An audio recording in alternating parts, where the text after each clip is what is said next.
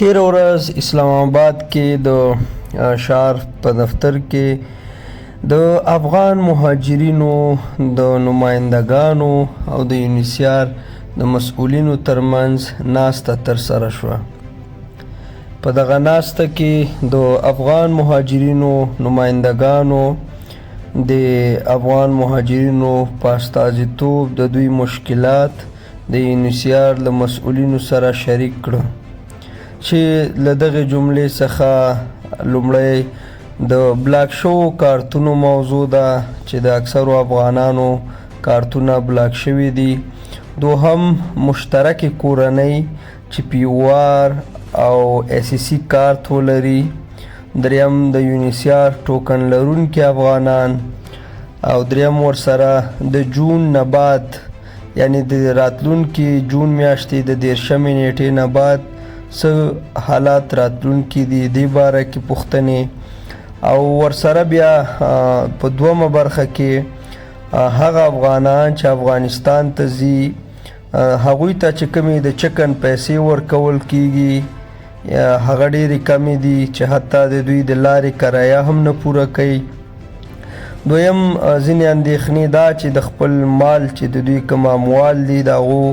د انتقال یا افغانستان ته د وړلو په اړه ستونزې،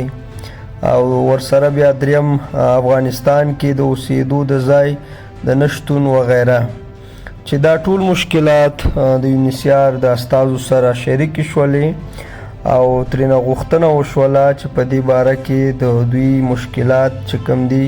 کوم چې په پاکستان کې د یونیسیار پورې اړه لري هغو ته دلته د رسیدګۍ لپاره کوشش وشي، او کوم چې په افغانستان کې د یونیسیار پورې اړه لري باید هغو ته هم یوه د حل لاره ولټوي. د یونیسیار د مسؤلینو چې کوم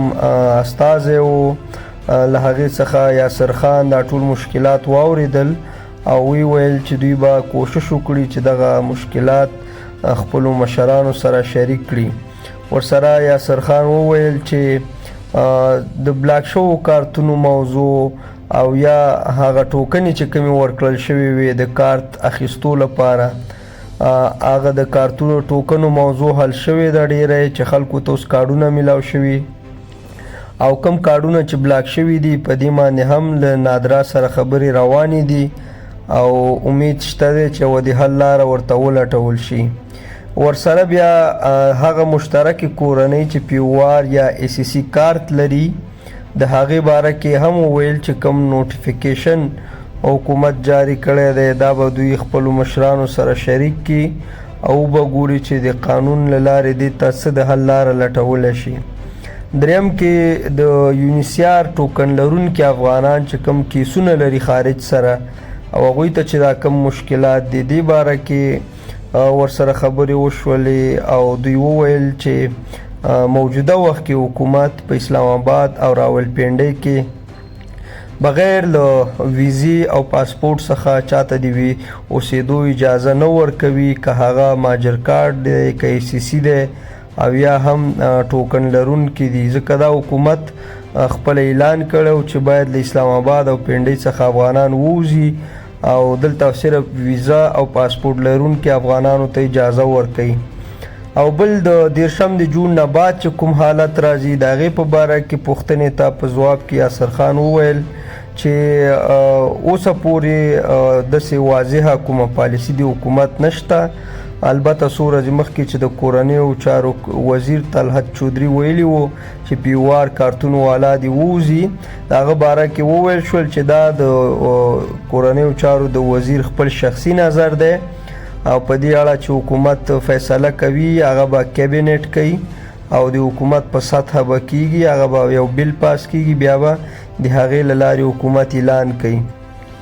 او هغه افغانان چې افغانستان ته ځي د هغوی د چکن د پیسو یا د لارې د کرایه د نه پوره کېدو باره کې دوی خپله هم وویل چې دا پیسې نه کمې دي، دا ناکافي دي، افغانستان ته د تلو هغه د موټر کرام نه پوره کیږي. ولې دوی وویل چې ځینې مجبوریتونه دوی هم لري، مثلا د په نړیواله توګه د امریکا له خوا څخه بودیجې او فنډونه یا کم شوي دي یا بند شوي دي چې له هغې سره یونیسیار هم متاثره شوی دی او بل دوی وویل چې دغه کمې پیسې یا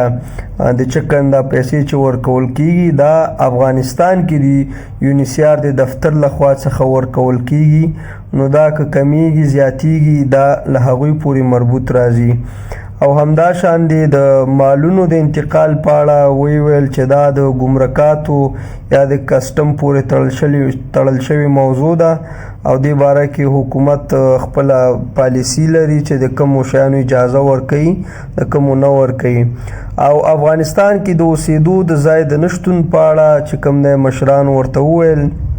البته دا زما پوښتنه هم وه چې باید یونیسیار په افغانستان کې له حکومتي چارواکو سره وغږیږي او دغه افغانان چې افغانستان ته ځي څوک د اوسېدو ځای نه لري باید دوی ته ځمکه ورکړل شي تر څو دوی وکولی شي په هغې باندې ځان لپاره د سرپناه جوړولو